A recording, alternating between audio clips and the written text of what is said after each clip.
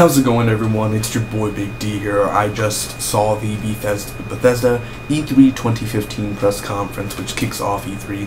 I have a video on my channel that is my full reaction to the conference. It's more than an hour long, and it's basically just me watching the conference and my reactions to the games I'm about to say. I'm just going to tell you real quick what I think about it and, you know, basically what I felt was lacking, or what I felt took so long, or what I wasn't interested in, and what I was interested in for the Bethesda conference. Now, first off, we opened up with Doom, and we saw gameplay, of course, of Doom, and it looks good. The detail looks really good and different. I mean, it has my curiosity. It doesn't really have my, like, I'm gonna buy it yet. I need to see more from it. The multiplayer doesn't look interesting to me that much, to be honest. This is my personal opinion. Multiplayer does not look interesting to me. I'll play the beta, sure, if I get a beta, but it looks more like a Duke Nukem type of multiplayer, where it was not really that great, but you play it either way just because you play it. The campaign, you know, I think they took so long. Like, I really did like the first gameplay demo, but then they went to the hell level, and it took forever. It was like, shoot, like, we saw it before in the first demo, you know, but the chainsaw was a real cool aspect to it. And we learned that it comes out in spring 2016. That is a release window for Doom. I'm really interested in seeing more of the gameplay and characters and the storyline of what we're going to do. That's not revealed yet, but for sure it has my curiosity at most. So I think that, you know, again, it did waste a little bit of time with the hell thing, and it was like a long demo, that one. It didn't need to be that long, but again, it has my curiosity. So that's, you know, out of a 10, I'll give it a 7, like, for the whole conference, you know, like, showing Doom 7 out of 10. I don't really think it was a way to open the show, more of a middle on the show, but we'll go with that. Battlecry. Battlecry is set to come out in late 2015. I don't know if it's console games, but for sure it's PC. You could go to battlecry.com or battlecrythegame.com to sign up for the beta by June 18th, guys, so you could be the first priority and have the beta done, or play the beta. So Battlecry looks interesting, it looks cool, it looks like it could be a fun game to play with your friends if they do have the game. So, you know, it looks interesting, nothing that blew me away, like, holy crap, this is the greatest thing in the world, but for sure I'm very interested in seeing where it goes by the end of the year. So I'll give that actually 8 out of 10, that kind of more interesting than Doom in a way for me. Next up was Dishonored 2, and it was more of a CG trailer, Dishonored 2. I don't know if they have gameplay ready at all, for one thing, but they would have showed it off if they did. I give it a 5 out of 10, Dishonored 2. I mean, it looks okay. Just the CG trailer, I mean, it doesn't look nothing like it looks like you're almost doing the same thing.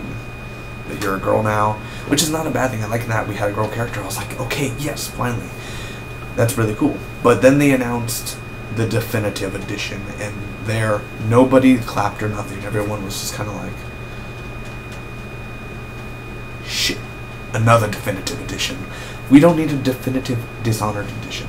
It's a good game, Dishonored. It's not a great game, and it's not needed to be remastered. It's not needed.